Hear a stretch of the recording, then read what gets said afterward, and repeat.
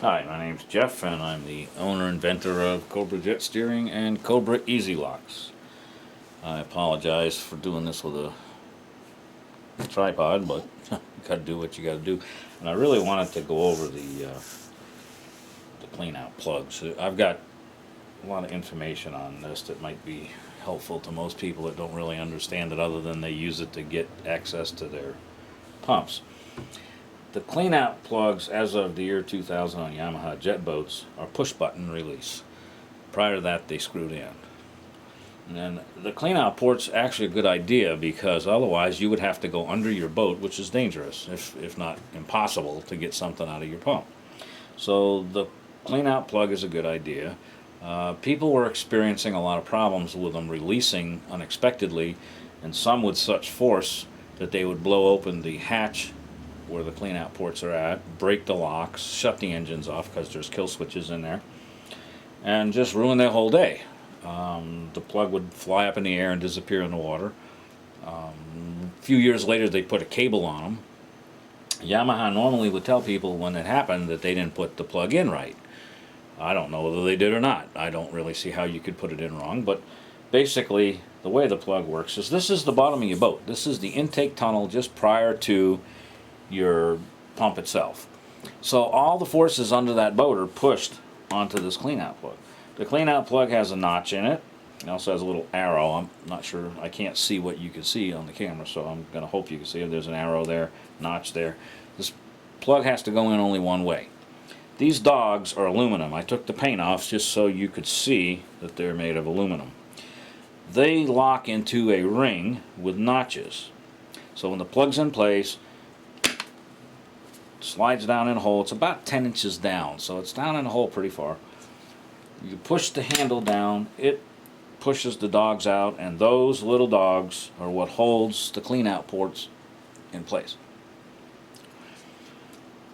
What happens is, somehow, the plug would release. Well, when it released, this would go flying out from all the force. The other problem would be that if the plug released only part way, and it kind of went cockeyed in the tube, water would rush past it. When water rushed past it, it would work its way into the engine compartment. People would be running along having no clue that they were filling their boat up with water, and on some occasions they even had problem with water getting in the engine before they realized that there was an issue. So there were many different ways of solving this problem. Some replaced this. This is actually the T-handle where it interconnects with the dogs, etc. They would replace this with a big bolt and all different things.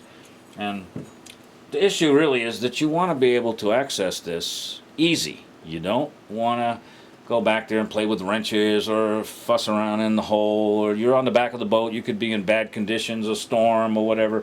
You want to get in there, do whatever you have to do in that hole to get the plastic bag or rope or whatever stuck in your pump and get out of there. So it's not an easy access. This is sitting down in a tube.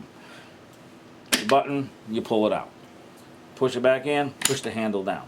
So I wondered, why were people having this problem, and what would be a way to solve the problem? So, most of the screws are out here. I'll take this plug apart, show you what's inside. First this is the bottom. I don't know what you can see on the tripod, but there's a little tiny black plastic rung here that runs dead center on your plastic actuator that locks in this T-handle. That runs center there, and that holds that little tiny spring in place, otherwise it pops out. When you push your button, what it does, it moves that little plastic tray back. I don't want to lose that spring because that thing's a son of a gun. It likes to take off on you. There it goes. Okay. This little white tray, this round bar, comes in, it locks into this groove on your center shaft. These fingers, what they do is very simply push it back, allow it to go forward. Push it back, allow it to go forward, okay? The spring goes right here. you can see how tiny this spring is. It's about a 1/4 inch wide and at best 3/4 of an inch long, very fine metal. It loads in. Boy, I hate doing this because this thing likes to take off on me. It loads in here. So what I'm going to do, I'm going to put this little plastic piece on it, and basically all it's going to do is keep that spring from flying off while I demonstrate some stuff for you. Try and give you a better understanding of what goes on in these cleanout plugs.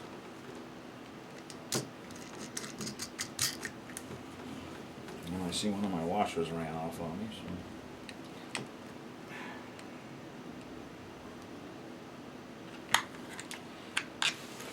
So. Alright, it's down here somewhere.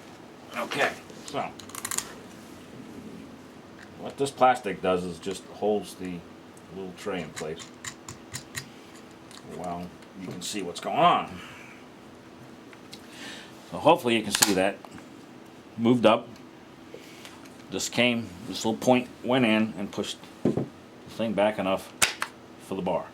Now you see, that's full motion. That's, good God, it's an 1/8 of an inch. This whole tray, from fully locked to open, is an 1/8 of an inch. And you can see in there, you got a 1/16 of an inch clearance between the end of the bar and that notch. So it takes very little for this tray to move back, to release. The minute it starts to go back, it releases it.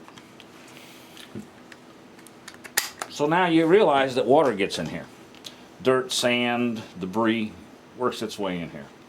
Just minerals in the water, when the water evaporates, stay behind.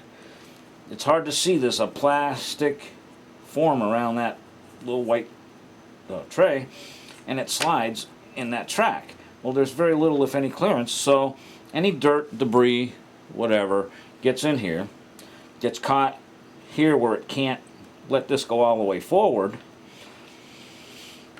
You put this on, you think it's locked, it feels good. The dogs can't really go out if they're not lined up in the tube, because there's only that notch for them.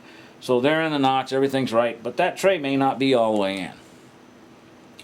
If it just rattles a little bit or vibrates a little bit or whatever the turbulence is, all that pressure on these dogs, it releases, it's out of there. It's just that simple. So what I wanted to do was avoid relying on that tray. That's an awfully chintzy little spring. There's just too many things that can go wrong in here to have everything relying on that. So what I did, and again, these are aluminum, so we make this little hole. You can actually see when you're drilling it, it goes right through. Alright, and what it does is we take this lock, and here's the nice part. The cleanout plug is loaded right now with the spring. The holes don't line up, so the spring's open. You push it down in, you push this down, the spring closes, the holes line up, those dogs are engaged. You can hit that release button, you can do what you want. Those dogs are not coming out. The plug's not coming out. You got peace of mind. You have a separate, completely different way of locking these dogs. It doesn't rely on this at all. I could take this out of here right now. Doesn't make any difference. The dogs can't release. So what happens is you want to take the plug out, you squeeze that, take it out. It's just that simple. If you put this in, it's relying on both systems now. It's got that lock in it and this lock in it. Okay? Now let's say this one failed. And you go to take your plug out and you go, God, this lock's kind of tight. It's because it's camming, it's putting pressure on the lock because these dogs were trying to retract but they couldn't. And the simple thing you do is you just push down, and you can see this, well, hopefully you can see it on here. You can see this moves up and down a little bit. You push down, it takes the pressure off it, and you're done. And you take it out. So, with two different systems and two different ways of locking the plug, I just don't see how it could possibly come out of there